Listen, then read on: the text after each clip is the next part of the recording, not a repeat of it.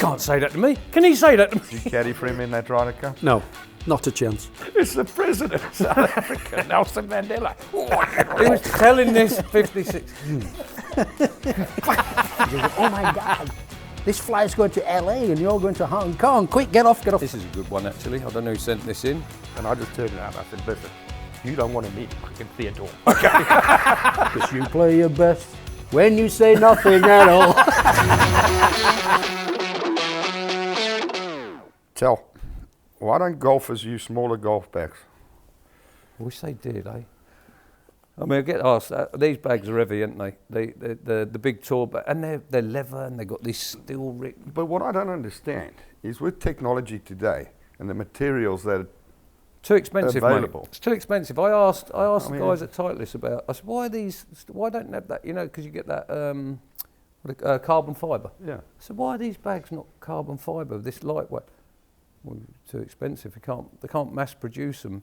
And we use the same bags, I believe, that that the amateur goes to buy. So if they can't do special, and pros go through mill bags anyway, don't they? They'll go through 4 or 5 bags a year. So if you're dumping bags that are full of carbon fibre and it's just too expensive to do. So, hence we've carried the same bags, haven't we? Basically for and sponsor opportunities. You can't have these little carry bags because I think that's what it is. It's more about the advertising. The big panel on the bag is the the main sponsor opportunity and absolutely. all that. So no, they came out when I went to Callaway Factory and Tailor Made. That they all came with the same answer. We need that advertising space. You know what's going to happen, don't you? All stream muppets, they'll be retired in 2 or 3 years, and they're like, health and safety say, no, you can't do that anymore. yeah. You can drive a buggy or have a motor caddy or whatever. You know, it's like you can see it happening, can't you? Well, it's happened everywhere. If you look at like the construction, when I first left school, I was an odd carrier on the building sites.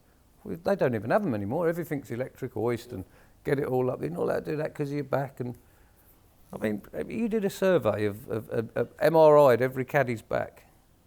Oh my God, I reckon we're all in bits, don't you?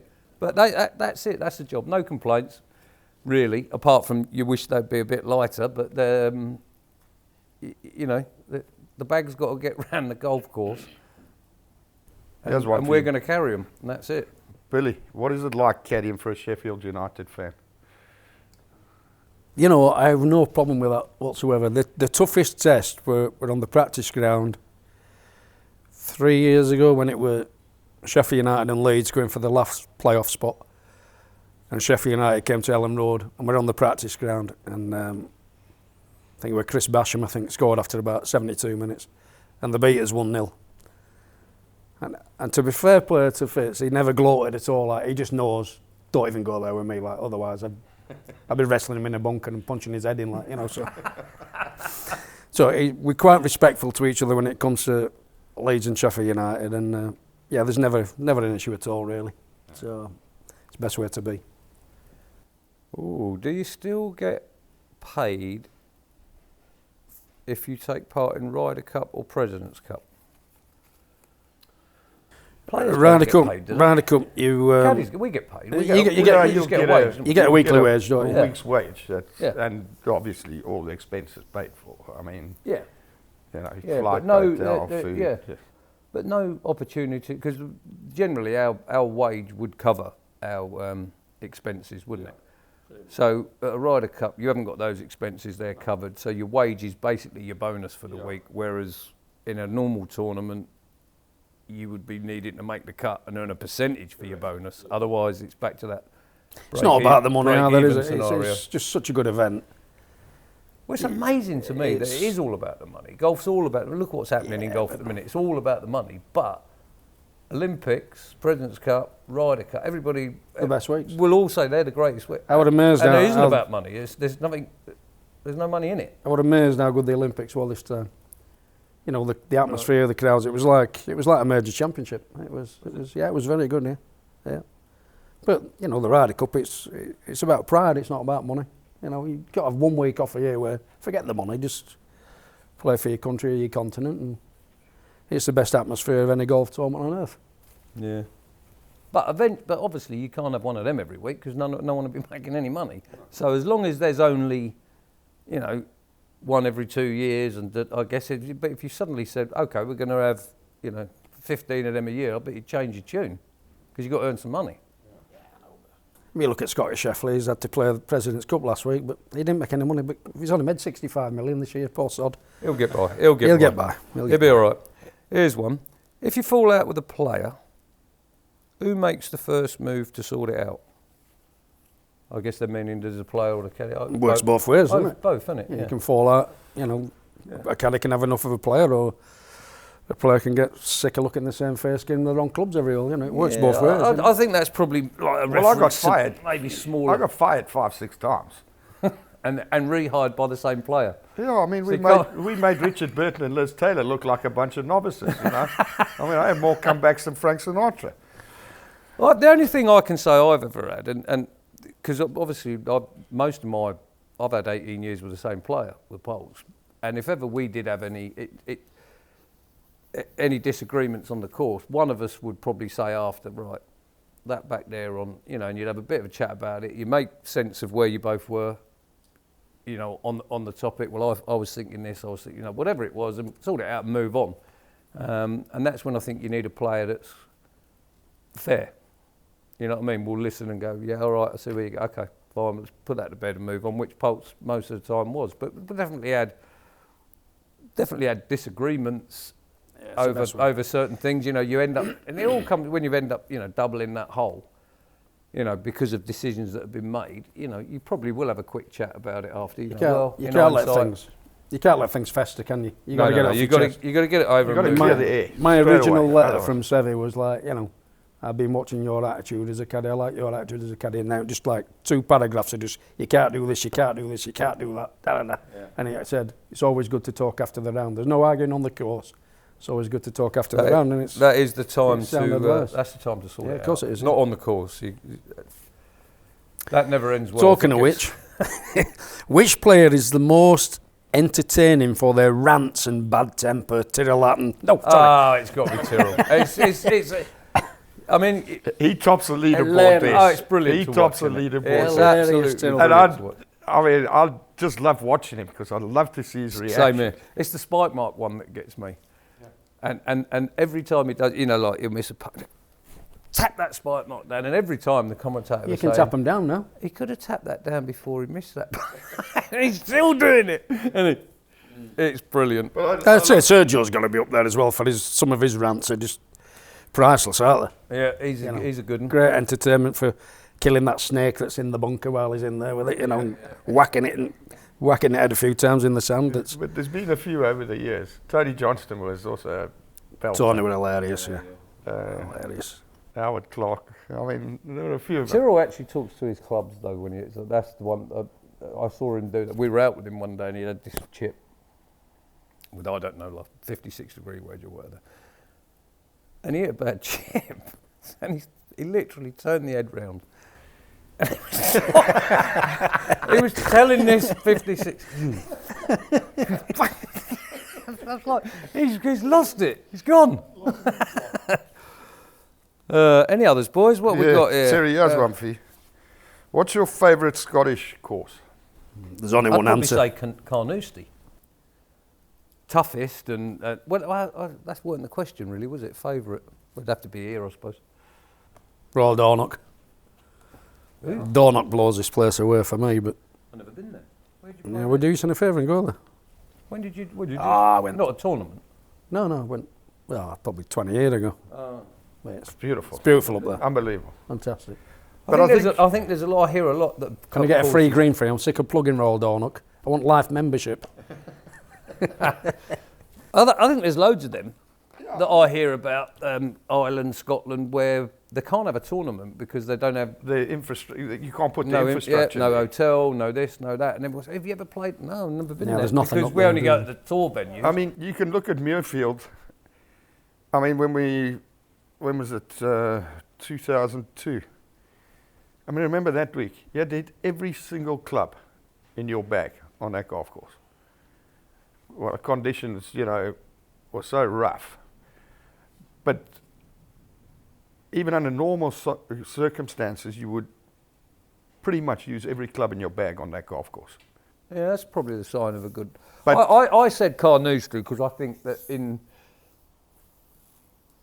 Dunhill links that we've done and opens that we've done on a windy day, that's a proper challenge, Carnoustie, I think. Oh yeah, I mean, I think that's the hardest of that little rotary. Would you agree with that? That's a great course. Yeah, I mean, because you don't even need rough on that golf course. If you just get the elements, Yeah. the wind, Well, rain. the year they had, where they did have the rough. Oh, that was ridiculous. Well, when well, Laurie won, Yeah, what beat was that? Van der Velde. 7 over or something like 6 that. over, over. yeah. 6 Mad, eh? over. That's mad. But I mean, this place, St Andrews, for me, I mean, the course doesn't play now as tough as it used to because Ball goes too far, that's the why. ball goes too far. But it goes back to what we spoke about previously in Series 1, that this place is the only place where the golf course is in the middle of town. Yeah. And I think that's special. Yeah, that is cool, You yeah. don't see that anywhere else in the No, world. I came up here. Port Rush is a bit like that, isn't it? Close. Port Rush is right Close. there, isn't it? I've only ever been here for tournaments in the past, but I came up. I brought my wife and daughter with me up here, and we got up Saturday evening, and then we got up Sunday morning. We had a day just, looking around the golf shops and stuff around here, and we came down here, and I didn't realise this is open day on a Sunday. There's people walking all over the golf course. You and I were talking about dog that walks. yesterday. Yeah. I was like, wow, I didn't know they would let this happen literally the day before, a big tournament starting. But it was so much fun that they did. We went out there, we took pictures on the bridge, we took a few pictures, did the touristy thing. Dogs all over the place. Curling one out middle at green. I was waiting for that and see how that went down. Who's the first professionals you caddied for? The first professional I caddied for was a Peruvian lady called Alicia Dibos. That was the very first job I did. And I just hooked up with her at Woburn Golf Club. I was only just going to do the weekend for her. It was back in the days when they were pulling trolleys and stuff, and she'd made the cut. And I said, do you want someone to... So I caddied for her for a weekend. Then she said, would you do a tournament for me? And anyway, in the end, when I decided that I'd give the caddying a crack for a few months, I went on the European tour with her. And pretty much, I guess, made all my early mistakes caddying for her. So, and then, what about you? First pro job? Well, it was actually a South African friend of mine. He was a lefty called Mike Worrell. And I worked, a couple of Sunshine Tour events in South Africa for him. And then I worked for an American guy called Don Robertson. Who, I don't know any of them. Yeah, and then,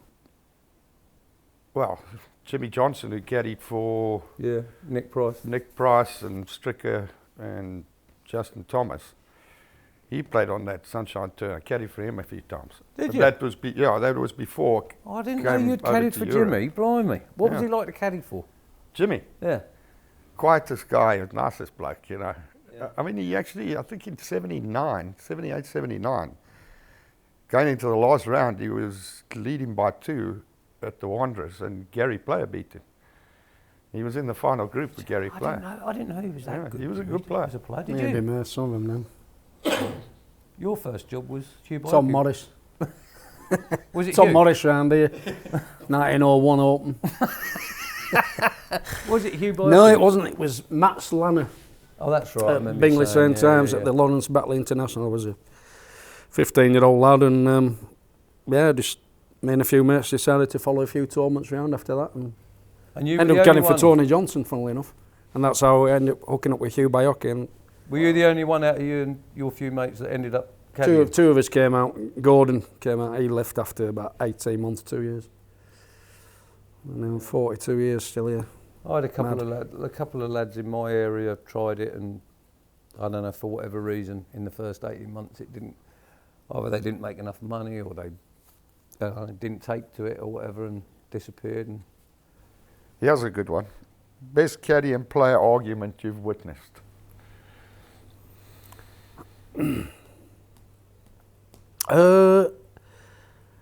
I think it goes back to probably Thomas Bjorn and Ken Edding, doesn't it, at Sun City, where Ken dropped the bag on him on the 17th tee or whatever it was, and decided to walk in.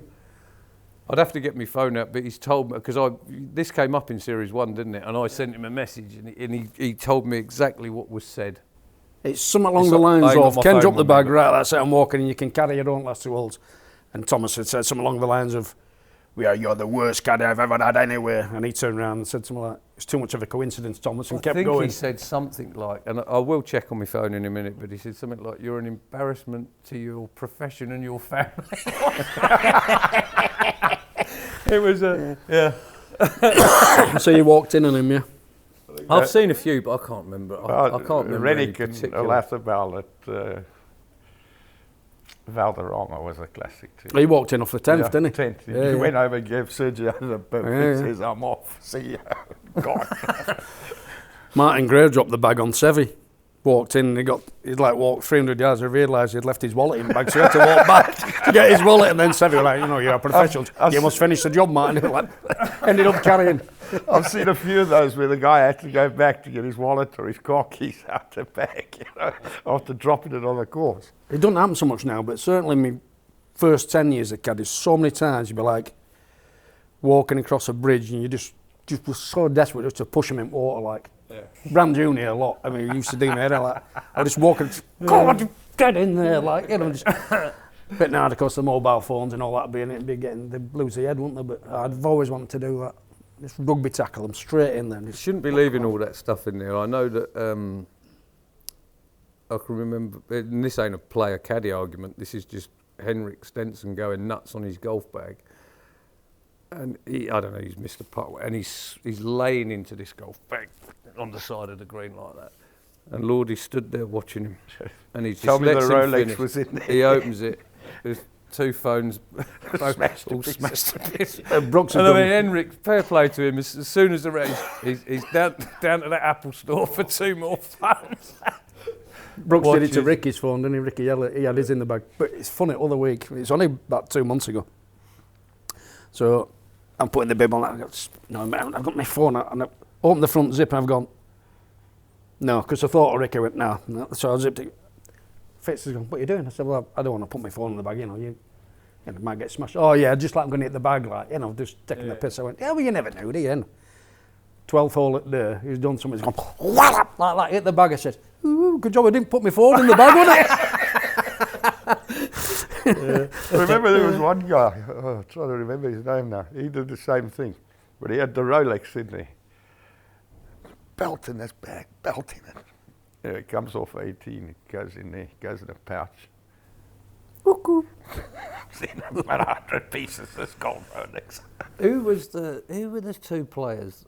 I can't remember the 2 players, one of you two might, where one of them's just gone nuts on the golf bag at the side of the putting green. There was 2 ping players, 2 ping bags laying there.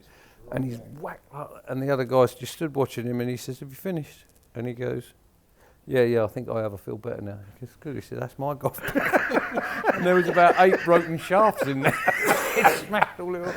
I can't remember the 2 players, but that weren't that long ago. That was 5-6 years ago on the European tour. But he has one for you.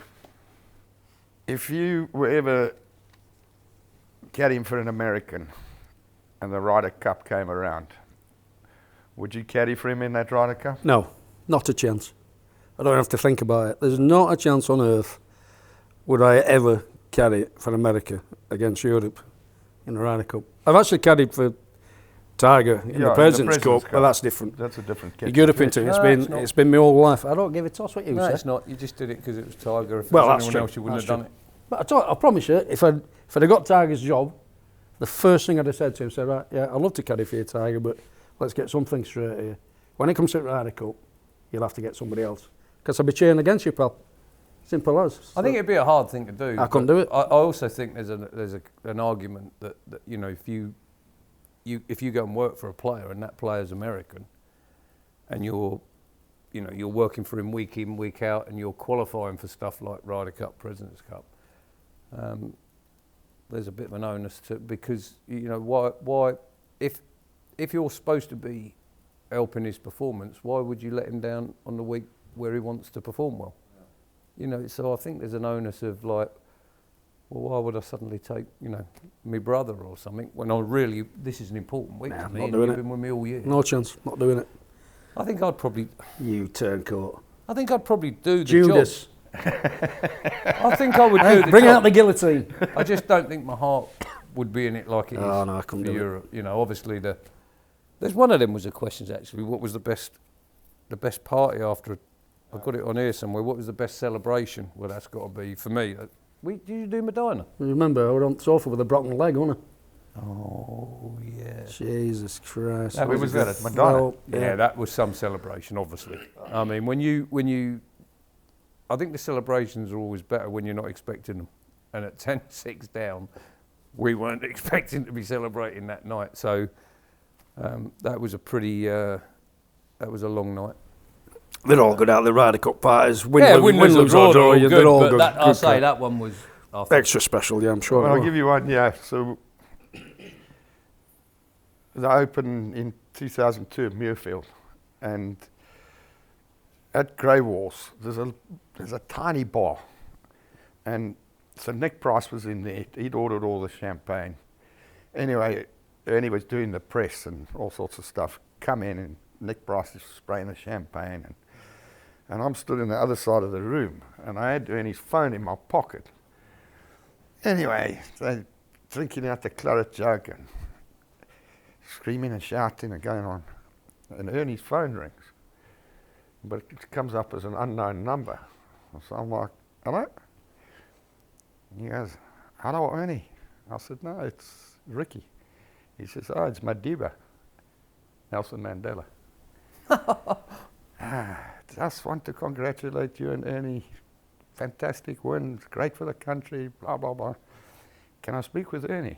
So I'm like, Ernie, you need to come and take this call. He's like, tell the guy I'll call him back later. I'm like, you don't understand. It's the president of South Africa, Nelson Mandela. Oh, you got off outside on the phone. It was one of the funniest things I've ever seen.